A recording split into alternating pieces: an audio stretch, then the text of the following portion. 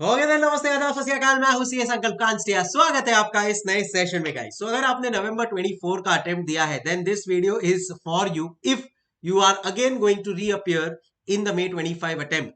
And अगर May 25 में first attempt दे रहे हो देन डेफिनेटली आपका अगर ग्रुप 1 में एएफएम बाकी है guys, this video is going to be very very important because अपन यहाँ पे डिस्कस करने वाले हैं क्या पेपर था। एंड आजकल जो इंस्टीट्यूट का ये ट्रेंड आया है नवंबर 24 अटेम्प्ट से रिवर्स क्वेश्चंस, उसको कैसे मैनेज करना है, क्या उसको मैनेज करने के लिए कोई स्पेसिफिक स्ट्रैटेजी है या प्लेन सिंपल क्वेश्चन जो अपन लोग करके जाए उसी को कॉन्सेप्चुअली साउंड होके करे, कैसे इसको मैनेज करना है and what all is to be done is going to be discussed in this video. But उसके पहले please ensure to subscribe to the channel because अब इस चैनल के ऊपर एटलीस्ट एएफएम के लिए मैं लाने वाला हूं ये सारे क्वेश्चंस। बिकॉज अगर May 25 is also going to be a repeat of November 24, then in that case we have to be extra cautious. थोड़ा अपने आप को और स्ट्रांग बनाना पड़ेगा अपने को इस सब्जेक्ट में so that obviously we can score big as usual in this scoring subject. So on that note start करते हैं। without fail bell icon भी click कर लेना so that you can keep on getting updates of all the inputs that I am going to give you in the coming time। जी हाँ, सो ये एक मैं खाली तुम लोगों को बता दूं कि ये तुम्हारा बहुत ही अच्छा प्यारा नवंबर 24 का पेपर था। सर प्यारा होगा आपके लिए, हमारे लिए तो जरा भी प्यारा नहीं है। ये रहा आपका नवंबर 24 का पेपर और ये रहा मेरा एक एनालिसिस। जो रिवर्स लेवल क्वेश्चंस का इतना हाहाकार मचा है, क्या एक्चुअल में रिवर्स लेवल क्वेश्चंस थे? द आंसर इज यस, थे। क्या वो इतने डिफिकल्ट थे? वो अब मैं तुम लोगों को सॉल्व करवाऊंगा इस YouTube चैनल के ऊपर। जी हाँ, मैं वेट कर रहा था कि इंस्टीट्यूट अपना सजेस्टेड दे दे और मैंने उसके ऊपर एक वीडियो भी बनाया। तुम लोग भी कमेंट में बताना इंस्टीट्यूट को अपना सजेस्टेड कब दे देना चाहिए। मेरे हिसाब से जैसे ही वो पर्टिकुलर एग्जाम खत्म हो जाए, मतलब पूरा जैसे नवंबर 24 का एग्जाम खत्म हुआ 15 नवंबर को, तो 16 नवंबर को इंस्टीट्यूट को सजेस्टेड लॉन्च कर देना चाहिए। You may have your different thoughts but at least अब तो रिजल्ट आ गया, उसको भी 10-15 दिन हो गया है यार, अब तो दे दो।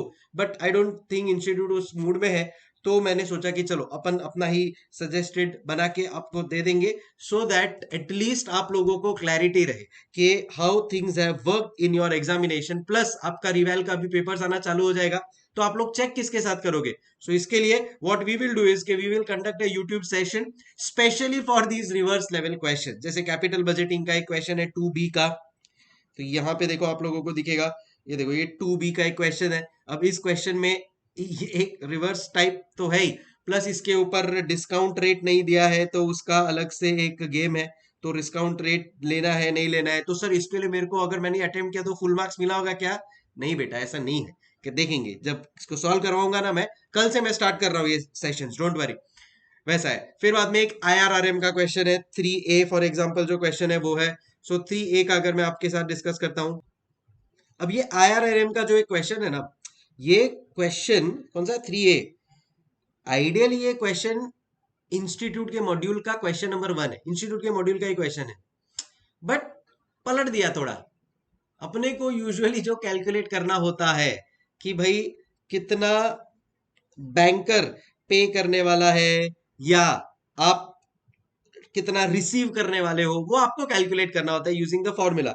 इस क्वेश्चन में इन्होंने ये वो चीज दे दिया है, आपको इंटरेस्ट रेट कैलकुलेट करना है। सो ऑब्वियसली एग्जाम टाइम पे अचानक से ये क्वेश्चन आएगा, so there will be issues. But again concept clear रहेगा तो प्रॉब्लम नहीं आना चाहिए। So we will basically point is सब चीज डिस्कस करेंगे। ये कॉर्पोरेट वैल्यूएशन में क्वेश्चन आया ईवीए के ऊपर। अब ईवीए अगेन इजी है, NOPAT minus WACC into capital employed. But इन्होंने क्या किया, इन्होंने ईवीए फर्स्ट लाइन में ही दे दिया क्वेश्चन के, और फिर बोला कि चलो भाई प्रॉफिट आफ्टर टैक्स कैलकुलेट करो। So those were the kind of things that were asked. ये वाला एक क्वेश्चन है IFM का या फॉरेक्स का, मैं बोलता हूं इसमें मुझे एक दो इंफॉर्मेशन थोड़ा मिसिंग लगा। लेट्स सी, इसको भी डिस्कस करेंगे अपन लोग। डेरिवेटिव्स का एक क्वेश्चन था, उसमें बीटा फाइंड करना था। इजी है बट एग्जाम टाइम पे वो चीज क्लिक होना चाहिए, दैट्स द होल पॉइंट। तो दैट ऑल डिपेंड्स ऑन कि आपने कितना प्रैक्टिस किया होगा या कितना कॉन्सेप्चुअली क्लियर होगे। All of those things matter. So point is, सबसे पहला मेरा काम है ये डिस्कस करना कि रिवर्स लेवल क्वेश्चंस क्या आपके एग्जाम में आए एंड हाउ डिफिकल्ट वर दे, अगर अपना बेसिक्स अपन लोग के क्लियर है तो क्या अपन उसको सॉल्व कर पाएंगे आराम से, and how to take it forward. Second बहुत इंपॉर्टेंट चीज मुझको जो डिस्कस करनी है वो है फॉरेक्स को रिलेटेड। मुझे चाहिए कि यार इंडिया का हर एक बच्चा जो ये एग्जाम दे रहा है May 25 में, फॉरेक्स का उसको अटेम्प्ट करना ही है। I was very shock to know, just 2 दिन पहले मेरे को एक मेरे स्टूडेंट का मैसेज आया। वो बोलते हैं कि सर मैंने आपका एग्जाम ओरिएंटेड बैच लिया था लास्ट अटेम्प्ट में, बट मैंने ना फॉरेक्स डेरिवेटिव्स ऑप्शन में छोड़ दिया, नहीं फॉरेक्स ऑप्शन में छोड़ दिया। मैंने बोला क्यों? बोला सर सब लोग बोल रहे थे कि फॉरेक्स डिफिकल्ट है, बहुत टाइम जाएगा, तो मैंने किया ही नहीं। अब यार, अब मेरा ही खुद का बच्चा ऑप्शन में छोड़ दिया तो मुझे बहुत हर्ट हुआ। मुझे लगा कि यार ये क्या बात हुई, इतना मेहनत करके इतना मस्त में मैंने करवाया एंड आपने किया ही, वो तो उसने स्टार्ट ही नहीं किया। उसने बोला कि सर मेरे पास टाइम नहीं है, नहीं टाइम नहीं था, एंड मुझे लगा कि डिफिकल्ट होगा, टाइम लगेगा, तो करके निकाल दिया, मैंने नहीं किया। हम बोला यार क्यों ऐसा सब गलती करते हो तुम लोग, क्यों अजम्पशंस पे चलते हो कि it is difficult, it is manageable. यार थोड़ा प्रैक्टिस, थोड़ा कॉन्सेप्ट क्लैरिटी, मेरे you have to comment and I will take special sessions on forex. पूरा यूट्यूब को भर दूंगा मैं फॉरेक्स से, बट तुम्हारा फॉरेक्स एकदम बराबर करवा दूंगा। क्यों हर्ट हुआ पता है आपको मेरे को? इंस्टीट्यूट के मॉड्यूल का एज इट इज क्वेश्चन था। अब आप कोई भी प्रोफेसर से पढ़ो, वो मॉड्यूल का क्वेश्चन तो लेगा ही लेगा। As it is question number 50 module का was question 6B, as it is question number 51 module का वॉज क्वेश्चन नंबर 3B। ये रो आपके लोगों के सामने मॉड्यूल खोल के रखा है। ये रहा ये क्वेश्चन 50, ये रहा ये क्वेश्चन 51।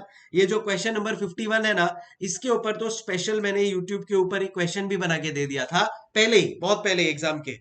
बट अब आपने देखा ही नहीं होगा, आपको पता ही नहीं है कि ये कितना इजी क्वेश्चन है, तो आप तो नहीं करके आओगे। अब मैं अज्यूम करता हूँ ये 5-5 मार्क का होगा, तो इस साल अपना तो 10 मार्क्स सीधा सीधा आ जाता ना, और उस मेरे वो स्टूडेंट को आया 57 मार्क्स। तो उसको भी अफसोस हुआ, मुझे भी अफसोस हुआ। मैं बोला कि यार चलो अभी इसके ऊपर थोड़ा और सीरियस होते हैं कि यार फॉरेक्स को प्लीज आप लोग लाइटली मत लो, and do it guys. It is very easy and it is very interesting. I can bet on that for sure. करवाऊंगा मैं आप लोगों को, ये मेरा गारंटी है, एंड आपको खुद को फीलिंग आ जाएगा दैट यस ये चीज करनी चाहिए। फिर कुछ डिफिकल्ट तो नहीं बोलूंगा मैं, कुछ अलग क्वेश्चन थे। अबेंडनमेंट ऑप्शन के ऊपर एक क्वेश्चन था 1B। 6A में पोर्टफोलियो का R square coefficient of determination से रिलेटेड एक क्वेश्चन था। है ये सब चीजें कर सकते हो, कोई प्रॉब्लम नहीं है, but I am just trying to tell you that अगर रिवर्स लेवल क्वेश्चंस भी आते हैं तो फॉरेक्स आपको बचा सकता है कभी कभी, ठीक है।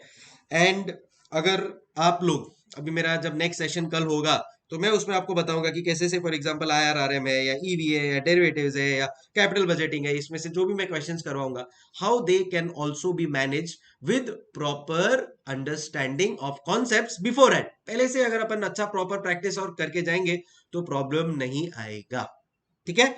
चलो नेक्स्ट है रिवीजन सीरीज कब स्टार्ट कर रहे हो सर May 25 के लिए?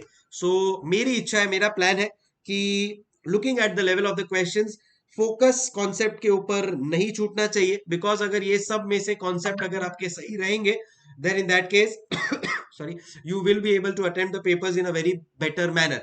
तो कॉन्सेप्ट के ऊपर फोकस रखूंगा मैं, एंड ऑब्वियसली ये बार अपन ने देखा कि 118 जितने भी मार्क्स का पेपर था उसमें से 9900 मार्क्स वाज प्रैक्टिकल क्वेश्चंस। तो चलो फोकस करते हैं प्रैक्टिकल क्वेश्चंस के ऊपर, ये बार जान लगा देते हैं अपन लोग एंड इतनी अच्छी तरह से कर लेते हैं। एंड मेरी इच्छा है कि ये बार मैं करूंगा डिफिकल्ट प्रैक्टिकल क्वेश्चन। सो मैंने इसे difficult practical questions they would be like say for example valuation of security में रिफंडिंग ऑफ बॉन्ड का क्वेश्चन हो गया, एक एग्जांपल दे रहा हूं।